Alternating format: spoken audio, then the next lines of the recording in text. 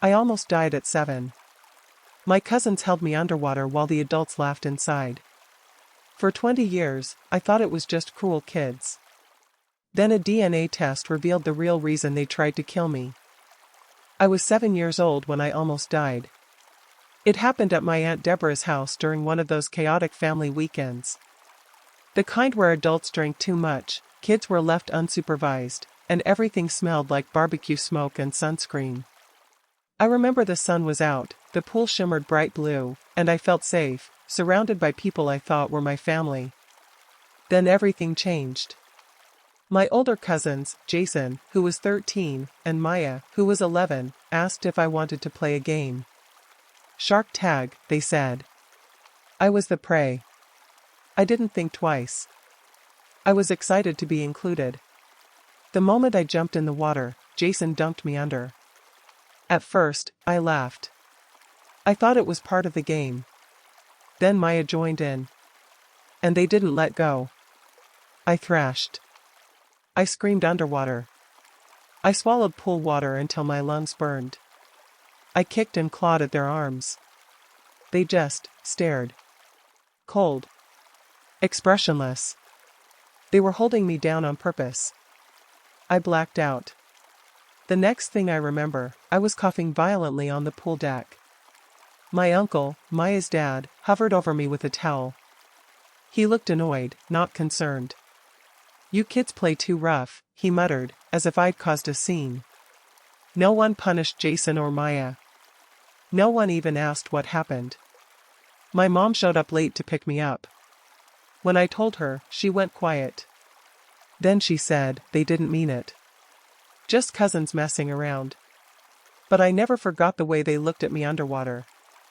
Growing up, I avoided Jason and Maya. They never apologized, never looked guilty. They just acted like I didn't exist. And strangely, so did most of the family. My Aunt Deborah stopped inviting us to some holidays. My mom said it was nothing personal, just a big family thing. But it felt personal. I started noticing other things. Like how my mom didn't keep any baby pictures of me. The house flooded, she claimed, but somehow she still had all my older sister's photo albums. Or how she got weirdly tense when people asked about my dad, changing the subject or snapping at them. Then there was the way my grandmother treated me. She loved all her grandkids, baked cookies, gave hugs, called them her babies. But never me. With me, it was side eyes and silence. Once, when she thought I wasn't listening, she muttered, "She shouldn't even be here." I never understood what she meant. Not until I turned 27, and my boyfriend bought me one of those at-home DNA test kits for fun. It was supposed to help me find out if I had Irish or French blood. Instead, it exposed a secret so dark, it made everything, the drowning, the silence, the cold stares, finally make sense. The DNA test kit sat on my dresser for 2 weeks before I opened it. I don't know why I hesitated. Maybe I didn't want to admit how badly I needed answers. My mom had always dodged questions about my father. He was a bad man, she'd say. You don't need to know more. I used to accept that. But the older I got, the more the holes in my story gnawed at me. So I spit in the tube. A few weeks later, the results came in. At first, it was the usual, ethnicity breakdowns, health risks, distant cousin matches. But then I scrolled down to the close family section, and froze. There was a name I recognized instantly, Deborah Holloway. My aunt. Listed not as an aunt, but as a biological mother.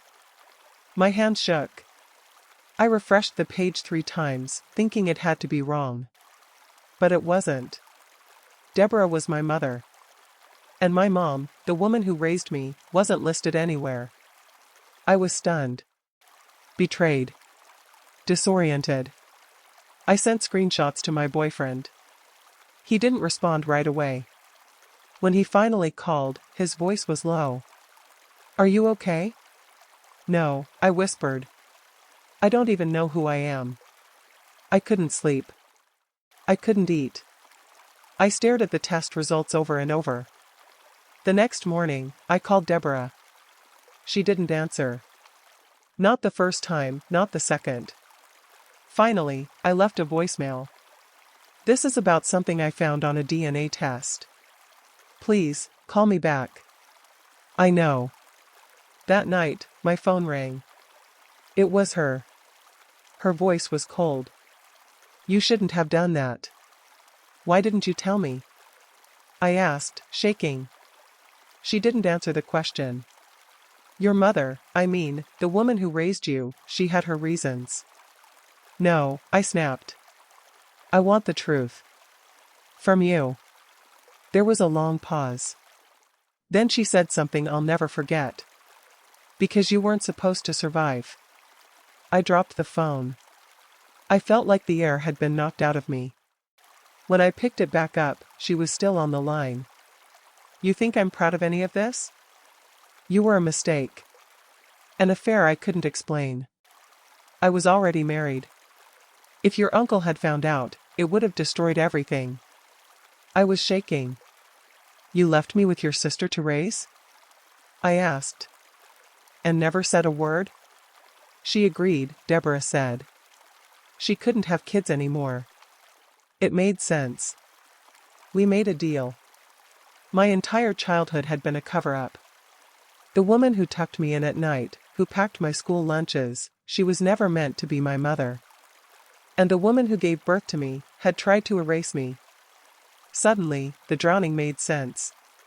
Jason and Maya hadn't been playing. They had been told something. Something dark. Maybe they thought I was taking their place. Maybe they were told I was a shameful secret. Maybe they were just following an unspoken family code. I wasn't supposed to exist. I confronted my mom next, the woman I had called mom for 27 years. She didn't deny it. She cried. Not a shocked, confused kind of cry. A guilty one. I wanted to protect you, she said. Deborah was going to give you up. I couldn't let that happen. You were innocent. Why didn't you tell me? Because we made a promise. And I thought, if you never knew, you'd be happy. I wasn't happy. I was shattered. Word spread quickly. Family members started calling, some to check on me, some to beg me not to talk about it. My grandmother refused to answer my calls altogether. When I showed up at her house unannounced, she met me at the door, arms crossed. You're stirring things that were buried for a reason, she hissed. I was a child, I said. They tried to kill me. She didn't blink. That wasn't part of the plan. I felt sick. What plan? I asked. What were you all covering up? But she just closed the door. Jason messaged me 3 days later. A single sentence. I didn't know what I was doing back then. I was told you were a mistake. I didn't reply. There's no excuse for trying to drown a 7-year-old, but at least now I understood the why. I was never accepted because I was never meant to be part of this family. I was evidence of a secret they wanted gone. My boyfriend urged me to go to therapy, and I did. But healing doesn't erase betrayal. It doesn't undo the fact that for 20 years, I was lied to by every adult I trusted. Sometimes I still wake up gasping, remembering the water, the weight of their hands, the silence of the adults inside the house. Sometimes I wonder what would have happened if I hadn't taken that DNA test. And then I remember, I'd still be in the dark. Still blaming children for what the adults orchestrated. If this story has shaken you, or you've ever uncovered dark family secrets, let me know in the comments below. Don't forget to subscribe for more real stories like this, because some truths deserve to be told. The family shattered in silence. Some people believed me. Others didn't want to talk about it at all. And a few still clung to the lie, because it was easier than admitting they let a child grow up in the shadow of betrayal.